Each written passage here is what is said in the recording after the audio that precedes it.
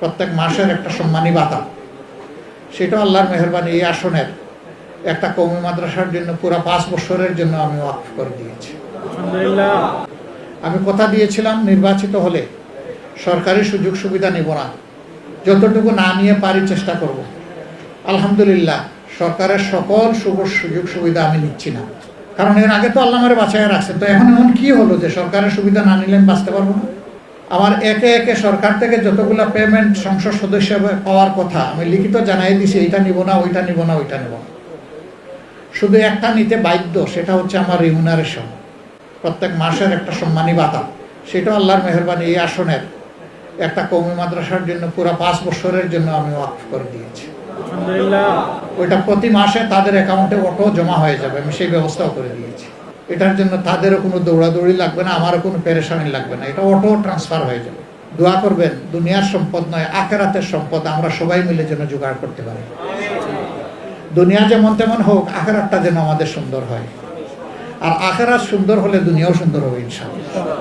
যে একটা garment factory চালাইতে পারলো না, ঋণ ফেলা হয়ে গেল, গোটা বাংলাদেশের ব্যাংক ব্যবস্থা তার হাতে তুলে দেওয়া হলো। এবং আপনারা দেখেছেন এখন যাকে চেয়ারম্যান হিসাবে ইসলামী ব্যাংকে দিয়েছেন তার নিজের আপন স্ত্রী ঋণ খেলাফি, সেই ঋণ খেলাফির জামাই হবে ইসলামী ব্যাংকের চেয়ারম্যান। এই দুইজনকেই অবিলম্বে পদত্যাগ করতে হবে। আগামী দিন আমিও নামবো ইনশাআল্লাহ। একটা শেয়ার থাকলেও আমি এই ব্যাংকের মালিক, 10 টাকা ডিপোজিট থাকলেও আমি এই ব্যাংকের মালিক। আমার এই সত্তা নিয়ে কাউকে টানাটানি করার সুযোগ দেব না।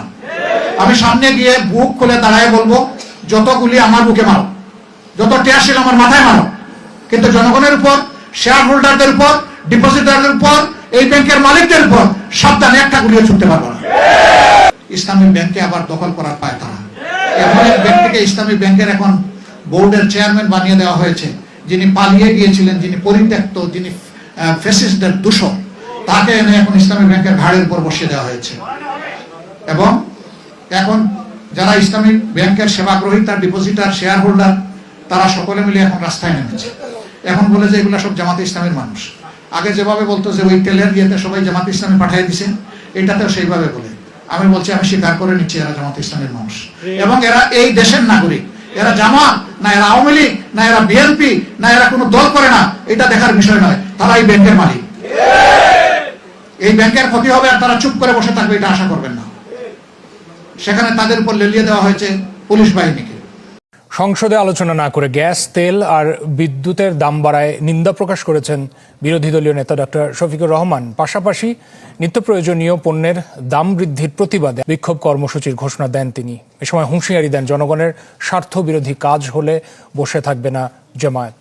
আসসালামু আলাইকুম রহমতুল্লাহ। সুপ্রিয় দর্শক, গতকালকে আমিরে জামাত ডাক্তার শফিকুর রহমান ও বিরোধী দলীয় নেতা তার নিজ নির্বাচনী এলাকায় ঈদ পুনর্মিলন অনুষ্ঠান হয়েছে। সেখানে প্রধান অতিথি হিসেবে উপস্থিত ছিলেন আমিরে জামাত ডাক্তার শফিকুর রহমান। তো সেখানে আমিরে জামাত ইতিহাসের সেরা একটা বক্তব্য দিয়েছে, এত গুরুত্বপূর্ণ বক্তব্য দিয়েছে। এর আগে আপনারা আমিরে জামাতের যতগুলো বক্তব্য শুনেছেন, আমি মনে করবো এই বক্তব্যটা সবচাইতে গুরুত্বপূর্ণ এবং অন্যতম একটা বক্তব্য। দর্শক, আপনারা ভিডিওর শুরুতে শুনলেন যে আমিরে জামাত যে ভাতাটা পায়, সেই ভাতার সম্পূর্ণ টাকা আমিরে জামাত কওমি মাদ্রাসায় দান করে দেন। প্রত্যেক মাসের একটা সম্মানী ভাতা, সেটা আল্লাহর মেহেরবানি এই আসনের একটা কওমি মাদ্রাসার জন্য পুরো 5 বছরের জন্য আমি ওয়াকফ করে দিয়েছি। আলহামদুলিল্লাহ। এবং আমিরে জামাত বলেছেন যে আমি এমপি হওয়ার আগে কি আমার দিন যেত না, আমার জীবন চলতো না, তাহলে এমপির ভাতার টাকা আমি কি করব। এই টাকাটা কওমি মাদ্রাসায় আমিরে জামাত ওয়াকফ করে দিয়েছে, এবং এমনভাবে দিয়েছে যে সরাসরি সরকার থেকে এসে ওই টাকা ওই কওমি মাদ্রাসায় ঢুকে যাবে। এখন আমার কথা হলো যে কওমি হুজুরেরা কিন্তু নির্বাচনের আগে বলা বলি করেছিল এবং তার প্রচারণা চালাইছিল যে জামাতে ইসলামী যদি এককভাবে ক্ষমতায় আসে তাহলে সর্বপ্রথম কওমি মাদ্রাসা ধ্বংস করে দিবে। আমি কওমিয়ার লোকদেরকে বলবো, একটু মজা মজা লাগে জামাতের সাথে ঐক্য করতে। যদি জামাত ক্ষমতায় যায়, প্রথম কওমিয়া মাদ্রাসা বন্ধ করে, তাদের ফার্স্ট টার্গেট কওমিয়া মাদ্রাসা বন্ধ করবে, তারপর জামাত সামনে কদম বাড়াবে। জামাত শিবিরের ফিতনা থেকে জাতিকে সতর্ক করেছে, যদি এরা ক্ষমতায় পায় তাহলে কওমি মাদ্রাসার অস্তিত্ব হুমকির মুখে পড়বে। এরকম কথা বলেনি? হ্যাঁ বলেছে। তো তাহলে দেখেন কওমি হুজুরদের কথা এবং আমিরে জামাতের কথা দুটাই সাংঘর্ষিক। এবং আরেকটা জিনিস আপনারা চিন্তা করে দেখেন যে জামাতে ইসলামী এত বড় একটা দল এবং সেই দলের প্রধান এবং বিরোধী দলীয় নেতার প্রধান তিনি একটা কওমি মাদ্রাসায় স্বাচ্ছন্দ্যে টাকা দান করতেছেন এবং 5 বছরের জন্য ওয়াকফ করে দিয়েছেন। তাহলে আমিরে জামাতের মতো একজন লোক, একজন দলের প্রধান, তিনি যদি কওমি মাদ্রাসায় টাকা দান করেন, তাহলে জামাতে ইসলামের যেগুলো নেতা কর্মী আছে, সমর্থক আছে, তারা স্বাচ্ছন্দ্যেই যে কওমি মাদ্রাসায় টাকা দান করবে, এতে কোনো সন্দেহ নেই, যেহেতু দলের প্রধান টাকা দান করতেছে। আচ্ছা, জামাতের আমির কি করে? কওমি মাদ্রাসায় তার নিজের ভাতার টাকা দান করে। আর কওমি আলেমারা এখন কি করতেছে? সাধারণ একটা বিষয় নিয়ে তারেক মনোয়ারের একটা ফেক আইডি থেকে একটা পোস্ট করা হয়েছে বাইতুল মোকাররমের খতিবকে নিয়ে, এটা নিয়ে এখন পর্যন্ত তারা কাদা ছড়াছড়ি করতেছে। আর জামাতে ইসলামের আমির দেখেন এগুলো নিয়ে কখনোই প্রশ্রয় দেয় না এগুলোকে।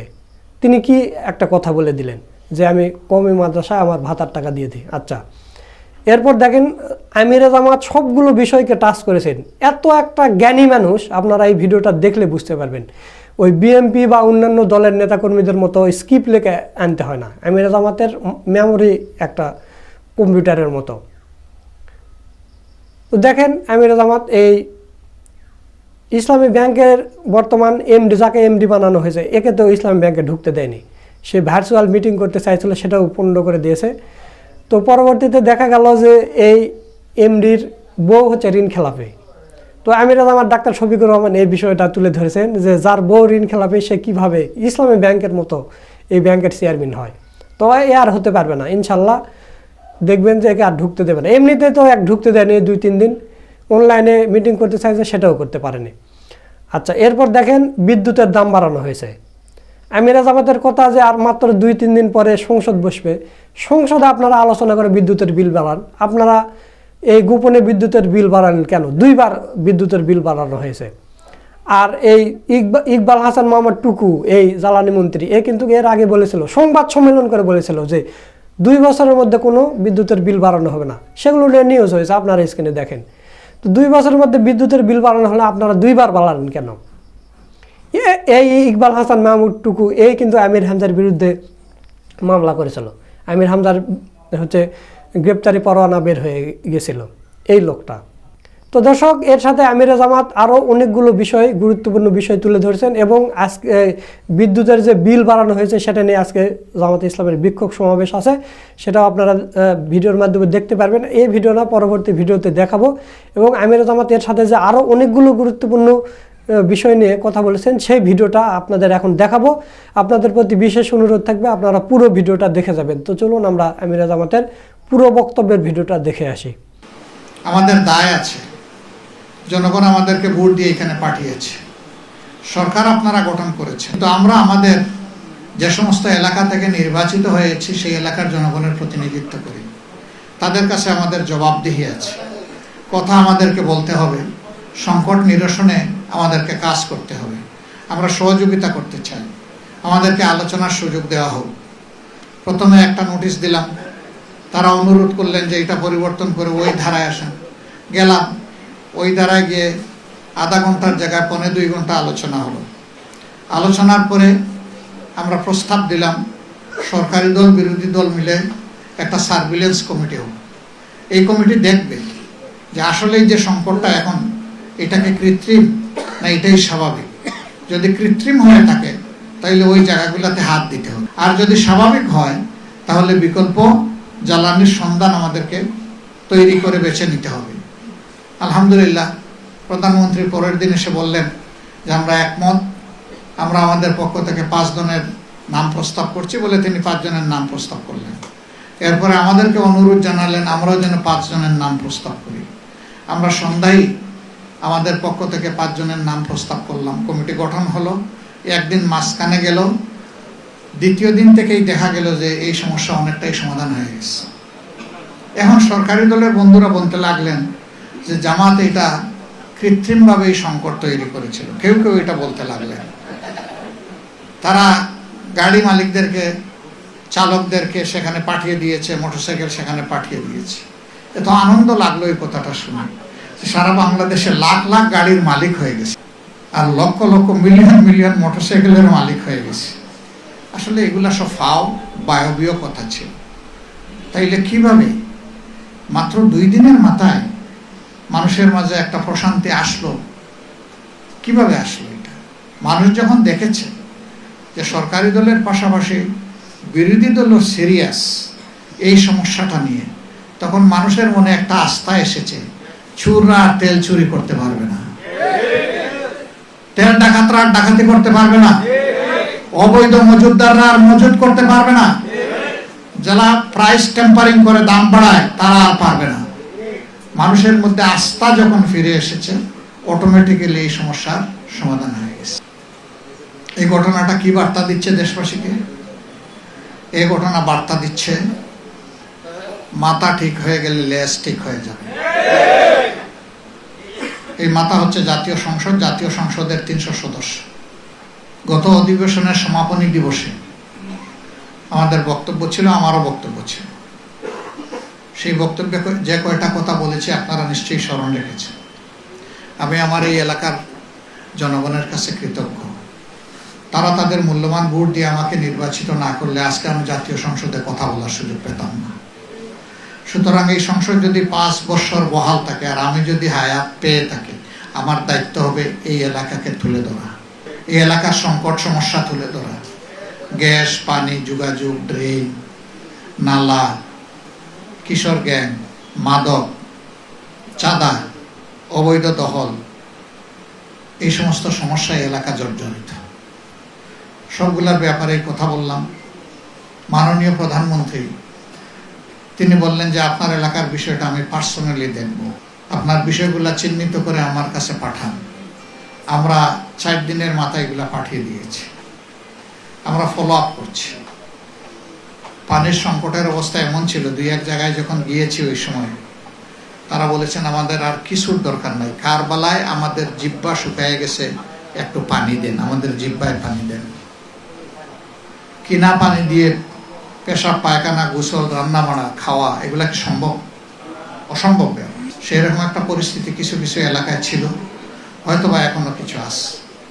এর মধ্যে আমরা ওয়াসার সমস্ত ইঞ্জিনিয়ারদেরকে নিয়ে বসে আমরা কথা বলেছি। বিভিন্ন জায়গায়, যে সমস্ত জায়গায় সংকট খুব তীব্র, সেই এলাকার প্রতিনিধিদের সরাসরি কথা আমরা সেখানে শোনার জন্য তাদেরকে বাধ্য করেছি। এরপরে তাদেরকে অনুরোধ করেছি দ্রুততম সময়ের মধ্যে এই সমস্যাগুলো নিরসন করার। আমরা লেগে আছি, আপনারা দোয়া করবেন। গ্যাসের চাপ, এইটাতে বড় কিছু করা যাবে কিনা আল্লাহ ভালো জানেন। কোনো অসম্ভব ফাও কথা বলা আমার দায়িত্ব না, আমি বলবো না। এ সংকট সারা বাংলাদেশ। গ্যাসের পরিমাণ ধীরে ধীরে কমে আসছে, নতুন গ্যাস ফিল্ডের সন্ধান করা হচ্ছে না এবং গ্যাস উত্তোলনের কোনো উদ্যোগ নেওয়া হচ্ছে না। ওইটুকু না নেওয়া পর্যন্ত অব্যাহত বাড়তি এই চাহিদা পূরণ করা বর্তমান গ্যাসের সরবরাহ দিয়ে প্রায় অসম্ভব। এখানে আমাদের কষ্ট হবে, আপত্তি নাই, হোক, কিন্তু সেইটাও যেন ইনসাফ ভিত্তিক। এলপি গ্যাসের দাম 600-700 টাকা বাড়াই দিয়া 50 টাকা কমানো, এটা জাতির সাথে তামসা বলে আমরা মনে করি। আবার ইদানিং দেখেছেন 1 মাসও হয় নাই, তেলের মূল্য বৃদ্ধি করা হলো 8 থেকে 12%। ঠিক 1 মাসের কম সময়ের ভিতরে আবার 3টা আইটেমে প্রায় 5 টাকা করে লিটার প্রতি আবার বাড়িয়ে দেওয়া হয়েছে। এবং আজকে আবার বিদ্যুতের দাম প্রায় 17% বাড়ানো হয়েছে। তো এই মরা মানুষগুলো এত বোঝা বহন করবে কিভাবে? জনগণের আয় তো বৃদ্ধি হচ্ছে না, বরঞ্চ বেকারত্বের মিছিল দীর্ঘতর হচ্ছে। সেই জায়গায় যদি অব্যাহতভাবে জনগণের উপর এই ধরনের কর এবং দ্রব্যের মূল্য চেপে বসে, আমাদের দেশের জনগণ বাঁচবে কিভাবে? আশ্চর্য। আমাদের দেশে সংসদীয় পদ্ধতির সরকার প্রতিষ্ঠিত আছে। সংসদ বসবে 7 তারিখ, বাজেট অধিবেশন, তার আগেই সব বাড়ায় নেওয়া হলো। এটা কি? সংসদে আলোচনা করেন, আমরা আলোচনায় অংশ নেই, তারপরে যেটা যৌক্তিক জনগণ দেখবে সেটাই হবে। জনগণ বুঝতে পারবে সংকট কোথায়, বাস্তবতা কি। এটা না করে এই চালাকি করে মাত্র 4 দিন আগে এই মূল্যগুলা বৃদ্ধি করা হচ্ছে কেন? এই অবস্থায় কি আমরা চুপ থাকবো? খতমে হাজেগান পাঠ করব না? এই অবস্থায় আমাদেরকে প্রতিবাদ করতে হবে। আমরা আগামীকালই সারা দেশব্যাপী এই সমস্ত জ্বালানির মূল্য বৃদ্ধি এবং তার কারণে অব্যাহত দ্রব্যমূল্য বৃদ্ধির প্রতিবাদে ইনশাল্লাহ আমরা কর্মসূচি পালন করব। এই কর্মসূচি কোনো দলের নয়, এটি 18 কোটি মানুষের। আমরা দলের জন্য দাবি নিয়ে আসবো না রাস্তায়, আমরা জনগণের জন্য দাবি নিয়ে রাস্তায় আসবো ইনশাল্লাহ। আজকেও সংসদে ওরিয়েন্টেশন প্রোগ্রাম ছিল, তো সরকারি পক্ষের একজন দায়িত্বশীল ব্যক্তি অনুরোধ করলেন যে আমরা যেন একটু সহনীয় অবস্থায় কর্মসূচি পালন করি। আমাদেরকে যদি আপনারা কর্মসূচি পালনে বাধ্য না করেন, সহনীয় কেন, আমরা কোনো কর্মসূচি পালন করব না। কিন্তু যদি বাধ্য করেন তাহলে সহনীয় বলে আমাদের ডিকশনারিতে কোনো শব্দ নাই। যা প্রয়োজন তা করা হবে ইনশাআল্লাহ। আমরা লড়ে যাব, মানুষের অধিকারের পক্ষে লড়ে যাব। আমরা দমব না, আমরা থামব না। আপনারা দেখেছেন আমাদের দেশের অর্থনীতি বিধ্বস্ত, ব্যবসায়ীরা ব্যাংক থেকে লোন পাচ্ছেন না, ডিপোজিটাররা তাদের টাকা ফেরত পাচ্ছেন না, শেয়ার হোল্ডাররা তাদের শেয়ারের হিসাব মেলাতে পারছেন না। এই অবস্থায় আবার 6টি ব্যাংকের গ্রাহকদের কি অবস্থা, ইসলামী ব্যাংকে আবার দখল করার পায় তারা। এমন এক ব্যক্তিকে ইসলামী ব্যাংকের এখন বোর্ডের চেয়ারম্যান বানিয়ে দেওয়া হয়েছে, যিনি পালিয়ে গিয়েছিলেন, যিনি পরিত্যক্ত, যিনি ফ্যাসিস্টদের দূষর, তাকে এনে এখন ইসলামী ব্যাংকের ঘাড়ের উপর বসিয়ে দেওয়া হয়েছে। এবং এখন যারা ইসলামী ব্যাংকের সেবাগ্রহীতা, ডিপোজিটার, শেয়ার হোল্ডার, তারা সকলে মিলে এখন রাস্তায় নেমেছে। এখন বলে যে এগুলা সব জামাতে ইসলামের মানুষ। আগে যেভাবে বলতো যে ওই তেলের ইয়েতে সবাই জামাতে ইসলামী পাঠিয়ে দিছে, এটাতেও সেইভাবে বলে। আমি বলছি, আমি স্বীকার করে নিচ্ছি এরা জামাতে ইসলামের মানুষ এবং এরা এই দেশের নাগরিক। এরা জামাত না, এরা আওয়ামী লীগ না, এরা বিএনপি না, এরা কোনো দল করে না, এটা দেখার বিষয় নয়। তারা এই ব্যাংকের মালিক। এই ব্যাংকের ক্ষতি হবে আর তারা চুপ করে বসে থাকবে, এটা আশা করবেন না। সেখানে তাদের উপর লেলিয়ে দেওয়া হয়েছে পুলিশ বাহিনীকে, গুলি, টিয়ার সেল, জলকামান। আমি গতকালকে সিলেটে ছিলাম এই ঘটনা ঘটার সময়। আমি বলেছি যে আগামী দিন আমিও নামবো ইনশাআল্লাহ। একটা শেয়ার থাকলেও আমি এই ব্যাংকের মালিক, 10 টাকা ডিপোজিট থাকলেও আমি এই ব্যাংকের মালিক। আমার এই সত্তা নিয়ে কাউকে টানাটানি করার সুযোগ দেব না। আমি সামনে গিয়ে বুক খুলে দাঁড়ায় বলবো, যত গুলি আমার বুকে মারো, যত টিয়ার সেল আমার মাথায় মারো, কিন্তু জনগণের উপর, শেয়ার হোল্ডারদের উপর, ডিপোজিটারদের উপর, এই ব্যাংকের মালিকদের উপর সাবধানে একটা গুলিও ছুটতে পারবো না। কোন দেশ? জনগণের আমানতের হেফাজতের কোনো খবর নাই, বরঞ্চ আমানত নিয়ে টানাটানি। আপনারা সবাই জানেন এটি একটা চমৎকার ব্যাংক। সৌভাগ্যক্রমে আল্লাহ তাআলা এই ব্যাংকের বোর্ডে আমাকে 6টি বছর সেবা দেওয়ার সুযোগ দিয়েছিলেন। সেই সময়টা এই ব্যাংক বাংলাদেশের বৈদেশিক মুদ্রার 32 ভাগ একাই তারা আহরণ করত। টোটাল ডিপোজিট ছিল সমস্ত ব্যাংকগুলোর হিসাবে 28%। এই ব্যাংকের কোনো তারল্য সংকট ছিল না, লিকুইডিটি ক্রাইসিস ছিল না, বরঞ্চ অন্যান্য ইসলামিক ব্যাংকগুলোকে মাঝে মধ্যে তারা বিনা লাভে সেখানে তাদেরকে সহযোগিতা করত শত শত কোটি টাকা দিয়ে। সেই ব্যাংকটাকে শেখ হাসিনা লেলিয়ে দিলেন এ সালামকে। নিজেই এখান থেকে 84,000 কোটি টাকা চুরি করে নিয়ে গেল। আরো সাঙ্গপাঙ্গ নিয়ে 1,26,000 কোটি টাকা এখান থেকে চুরি করে নিয়ে গেল। 5 আগস্টের পরিবর্তনের পর ব্যাংকটা আবার কিছুটা স্বাভাবিক ধারায় ফিরে আসতে শুরু করলো, মানুষের রাস্তা আবার ফিরে আসতে শুরু করলো। এখন আবার একই ফ্যাসিস্ট কায়দায় সেই ব্যাংকের উপর হামলে পড়া হচ্ছে। আমরা সাবধান করে দিচ্ছি, ইসলামী ব্যাংক যদি মাটির সাথে বসে যায়, সারা বাংলাদেশের অর্থনীতি গিয়ে পড়বে বঙ্গোপসাগরে। ইতিমধ্যে এই ব্যাংকগুলো থেকে টাকা উত্তোলন মানুষের মধ্যে আতঙ্ক তৈরি হওয়ার কারণে ব্যাপক হারে বেড়ে গেছে। আমি এইমাত্র সফর করে আসলাম, প্রবাসীরা জিজ্ঞেস করে আমরা কি রিমিটেন্স বাংলাদেশে পাঠাবো। আমি জিজ্ঞেস করলাম কেন পাঠাবেন না, আপনার পরিবার আছে না?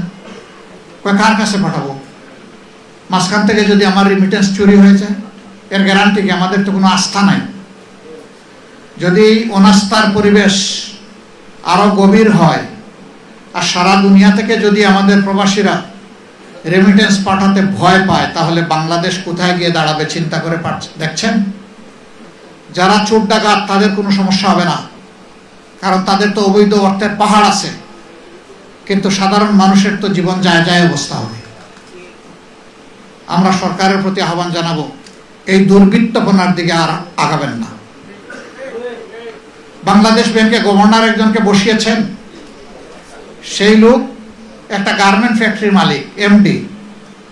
তিনি নিজে ব্যাংক্রাফট হয়ে গেলেন, ঋণ খেলাপি হয়ে গেলেন। মাত্র 3 মাস আগে 2% ডাউন পেমেন্ট দিয়ে তিনি হয়েছেন রেগুলার। যে একটা গার্মেন্ট ফ্যাক্টরি চালাইতে পারল না, ঋণ খেলাপি হয়ে গেল, গোটা বাংলাদেশের ব্যাংক ব্যবস্থা তার হাতে তুলে দেওয়া হলো। কি আশ্চর্যের ব্যাপার!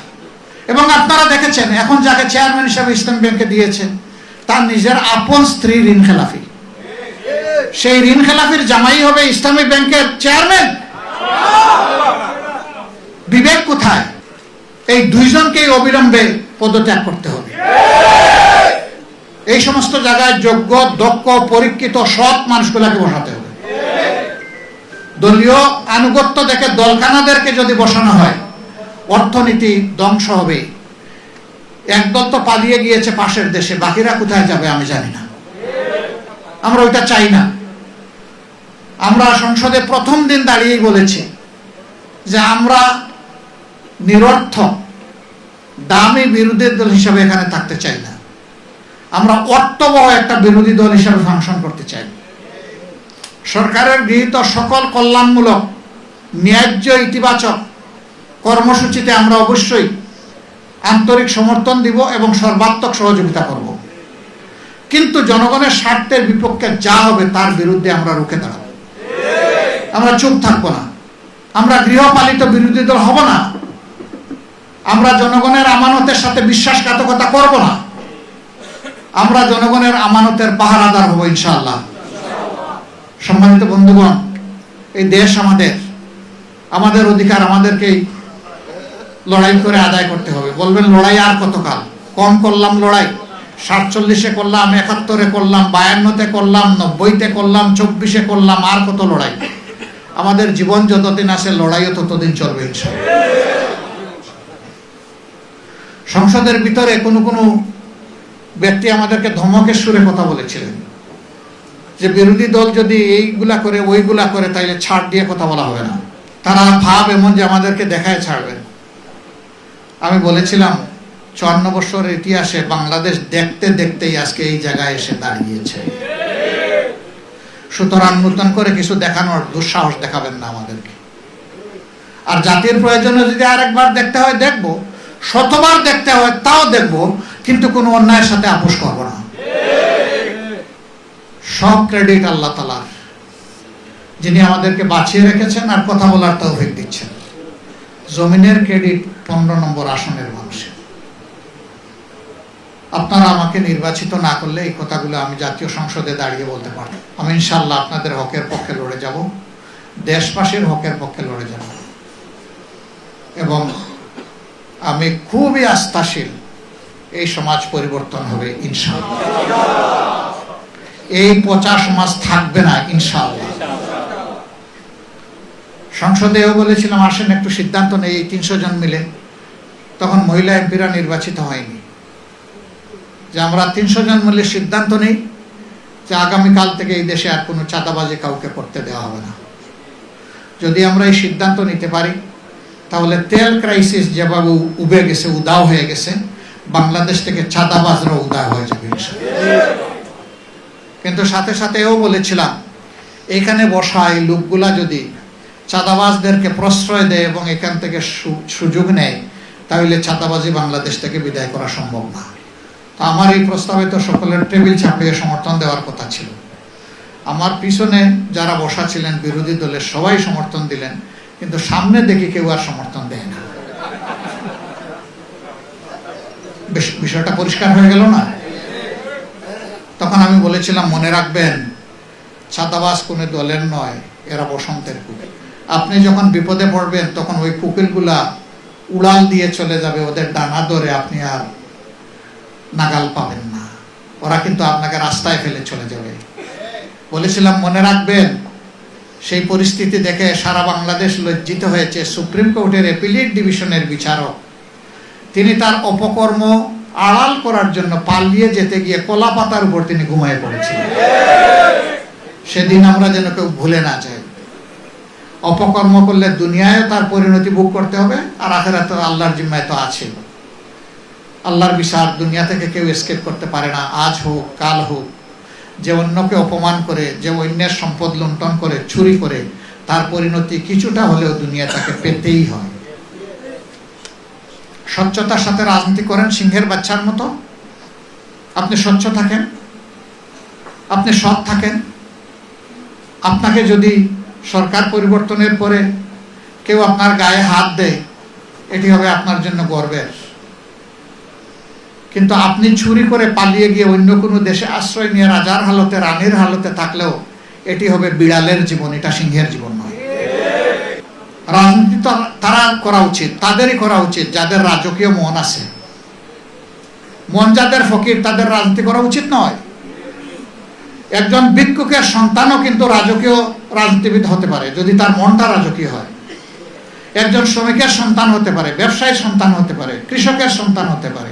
আলহামদুলিল্লাহ, আমি নিজেও একজন কৃষকের সন্তান, কোনো অসুবিধা নেই। কিন্তু রাজার ঘরে জন্ম নিয়ে চুর যদি হয়, তাহলে তার রাজনীতি করার কোনো অধিকার নেই, তার চুরি করা উচিত। এবং চুরির দায়ে কট হয়ে তার শাস্তি নেওয়া উচিত। সমাজের আইন শৃঙ্খলা পরিস্থিতি একেবারেই ভেঙে পড়েছে। পরপর দুইটা ঘটনা দেখেন আপনাদের পাশে। একটা রামিসার ঘটনা, এটা ফিরিস্তা সমান নেই, সর্বনাশ করে গলা কেটে 2 টুকরা করে ফেলল। কোথায় আছে মানবতা? আমি কালকে সিলেটে গেলাম, সেই একই ধারার আর একটা ঘটনা দেখে আসলাম। আসলে এগুলা দেখলে নিজেদের বুক ধরে রাখা যায় না। আরেকজন মা সন্তান জন্ম দিলেন, সবগুলোই ব্রিলিয়েন্ট। সমাজের এক এক জায়গায় বিশাল বিশাল মেগা শট। মা মরে পচে গিয়ে গলছেন, সন্তানের কোনো খবর নাই। এ কোন সভ্যতা? অবশ্যই এই সভ্যতার পরিবর্তন হতে হবে ইনশাআল্লাহ। এই সকল সমস্যার সমাধান কেবলমাত্র আল্লাহর বিধানের ভিত্তিতেই সম্ভব, অন্য কোনোভাবে সম্ভব না। আল্লাহর বিধান জমিনে পুরোপুরি যদি চালু হয়, এখান থেকে সকল ধর্মের মানুষ বেনিফিটেড হবে, সকল বর্ণের মানুষ বেনিফিটেড হবে, সকল দেশের মানুষ বেনিফিটেড হবে, সকল রঙের মানুষ, ভাষার মানুষ বেনিফিটেড হবে, কারো কোনো ক্ষতি হবে না।